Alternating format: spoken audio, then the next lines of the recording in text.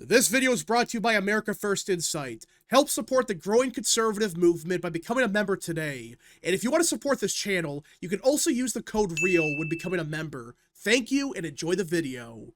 Well, we just received some breaking news out of the state of Arizona a little while ago, as according to NBC News, Axios, basically every outlet has confirmed it, but David Schweikert, the congressman from Arizona's 1st Congressional District, yeah, that guy who's in a competitive House seat, is running not for re-election, but he is launching a campaign for governor of Arizona, which is absolutely ridiculous. Like, what are you doing? And this came out of nowhere. It just came out of nowhere today. It's like, yeah, David Schweikert is running for governor. There was some speculation that he might have retired, but no one seriously thought that he was going to run for governor at all. Everyone was like, okay, he might retire, but that's about it. Republican Congressman David Schweikert is running for governor of Arizona, shaking up the battleground race that already includes 2 GOP candidates endorsed by President Trump, and turning a pivotal, closely divided House district into an open seat race in next year's battle for control of Congress. And already, there are some major issues with Schweikert running.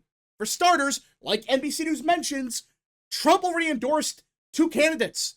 He endorsed Andy Biggs and Karen Taylor Robson. Now, obviously, Biggs is far better on the issues than Robson, but at the bare minimum, at least she does have that endorsement, and she does have some support at the local level. So she has that going for her. What does Schweikert have? Do you really think Trump is going to say, screw Andy Biggs, screw Robson, I'm going to support Schweikert, who, again, he's not the worst Republican out there, but he's far from the best. I mean, seriously, America First Insight, it's a D+ score. That's not good. Andy Biggs, meanwhile, is A++. He is a true America First conservative in the House. While Schweikert, he's better than some Republicans, sure. Like, the average Republican is awful, I get that, but he's not much better.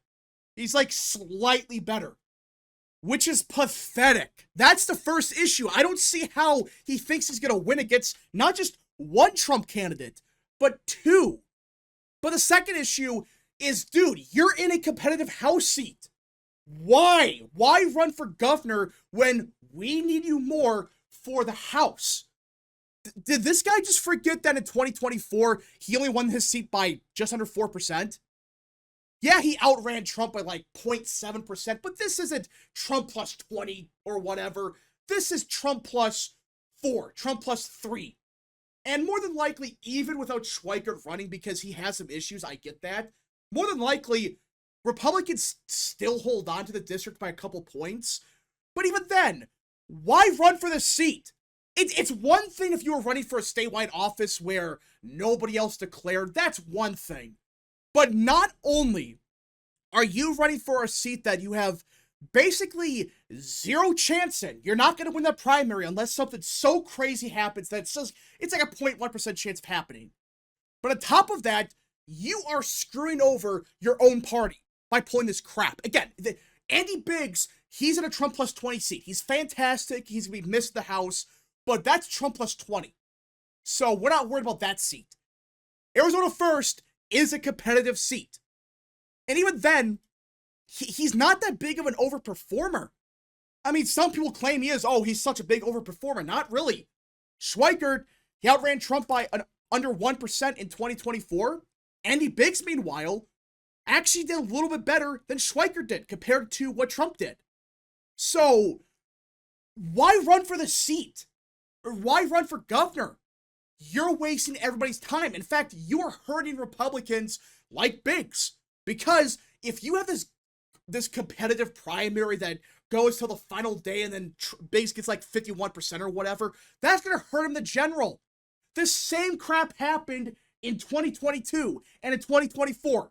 These competitive primaries divide the party up so much that the winner of the primary, who should be the favorite, has to deal with trying to recuperate some of that support. So that's the issue with Schweikert running. He has no chance of winning. He is more needed in the House. And all he's doing is screwing Biggs over. I'm starting to wonder, is that why he's running? He knows he has no chance to win the primary, at least I would hope so. But I don't get why he's doing this. There is no reason for Schweikert to be running at all. Schweikert, a 63-year-old Phoenix area representative who has served in Congress for more than a decade, announced his decision in a series of local interviews in which he blasted the dysfunction in Washington, telling Axios Phoenix that while DC is unsavable, that he believes Arizona is savable. What a shitty excuse. Really, what he is saying here is, I give up, too much work, and as governor of Arizona, with a Republican legislator, you could do more stuff. I get that part, but really, he's basically saying he's just giving up so he could get a much easier job as governor. That's stupid.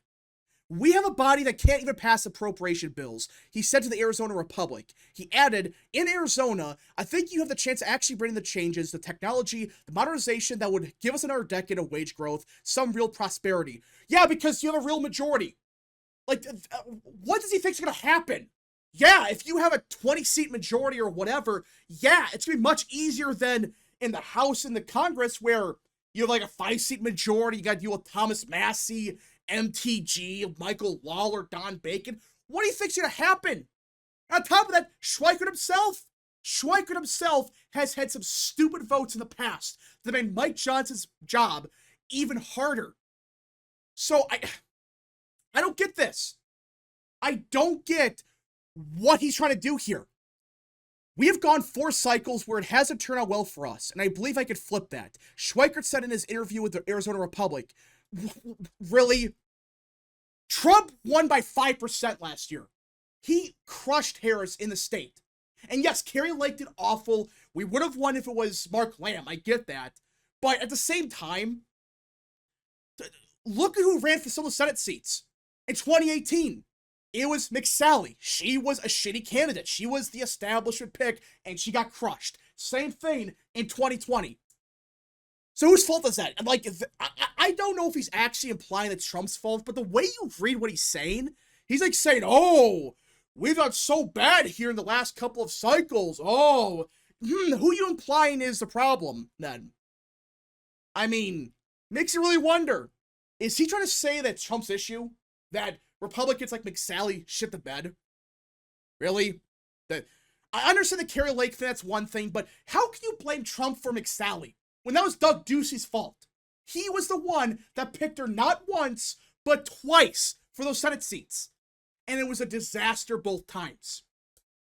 It's just so baffling and really frustrating that we have people like David Schweikert, who has no chance in the primary at all, out of nowhere, now running for the seat. And I don't think he has any chance in Arizona whatsoever. I think already his pathway to getting even like 20% of the votes very difficult. But I really believe with other factors in the race, I don't see a pathway for him at all. Who's going to support this guy? The establishment, they're supporting Robeson. She's awful, but the establishment is picking her for a reason. And the MAGA base, especially post-Kirk, they're going to support Biggs. For those that don't know, Charlie Kirk did in fact endorse Andy Biggs. And that's why I think Trump's never going to back down from Biggs or any of these endorsements from Kirk. He's never going to magically revoke it. He's not going to. So, what lane are you filling? The MAGA base is going to get behind Biggs, and the more established Republicans, they're kind of getting behind Robeson, but even then you have some people in Arizona that are backing Biggs now. So, what's your plan? Who's going to support you? And I think the Kirk thing's such a big deal because Tyler Bauer, who is basically the second person in charge of TPUSA, he said, when Kirk got assassinated, I got personal calls from just about every major elected official. Some I would consider political opponents. Some I've never spoken to before. I did not get a call from David Schweikert or the Arizona GOP chair. I think that speaks volumes. And I agree with them because TPUSA is based in Arizona, especially in Phoenix. And you're telling me that Schweikert, who's a congressman in that region, he never once called anybody at TPUSA, which is a huge organization. Even before Kirk got shot, it's a big organization. and is stationed in the city of Phoenix, in the surrounding area, you're telling me that he never called anybody once? Even after Kurt got killed? When everybody else did? What does that tell you? Like, what are you doing? I don't get a strategy. This is going to piss off a lot of people. They're not going to support you for crap like this. So, I'm just baffled. I am completely baffled as to why Schweikert is running here. There is no reason whatsoever. It's one of those things where I think he's doing this to try to screw Biggs over or something. I don't know. Maybe try to screw Trump over. I don't get this. I do not get the strategy whatsoever. It does nothing for the race at all. In fact, it hurts Biggs or even Robeson big time because it's a more competitive field. You deal with more bullshit now. And it potentially puts that House district in Arizona more at risk. Which I still think Republicans win it, sure, because Schweikert's not as strong as some people think he is. But still, you should not be running for the seat at all. There is no reason other than the fact that you want to say F you to Trump, and this is your way to doing it. By running for the seat, because you know you're never getting that endorsement. There is no way in hell that I see Trump doing that at all. So, your pathway is nothing. Makes you really wonder why you're running for the seat if you have no chance at all. And even the article mentions Taylor Robeson again. She is getting the backing of people like Newt Gingrich and Huckabee Sanders of Arkansas. And she's getting a lot of money, and she does have a lot of money as well. So the establishment, again, is not going to back Schweikert. It just seems like a waste of time. If he really wanted to retire, just retire. Don't play these games where you're going to get like 10% of the vote, but hurt Biggs, which I think that's the point of this, why he's running. He is retiring, and instead of just dropping out and retiring for good, he's giving Trump the middle finger on his way out, saying, screw you for whatever reason, I'm going to screw over Biggs, or even Robeson, who again, I don't even like, but at least Robeson, she's running early. She has announced a long time ago. It's not like she jumped in the race at the last second like Schweikert is. So that's a part that really makes you wonder. Is he doing this as F you to Trump? I think it is. I think that's what he's doing here. And nobody in Arizona should support this guy. Again, support Andy Biggs. Schweikert's not good on the issues. Andy Biggs, meanwhile, is. Andy Biggs is a real America First conservative. He's not shitty on the issues. In fact, he's like a top 5 congressman by far. Schweikert, meanwhile, maybe better than the average Republican, but that's not saying much of anything. But anyways, folks, thank you so much for watching. If you guys did enjoy, smash the like button down below, subscribe, share with your friends, and of course, join the channel today. Godspeed to all of you.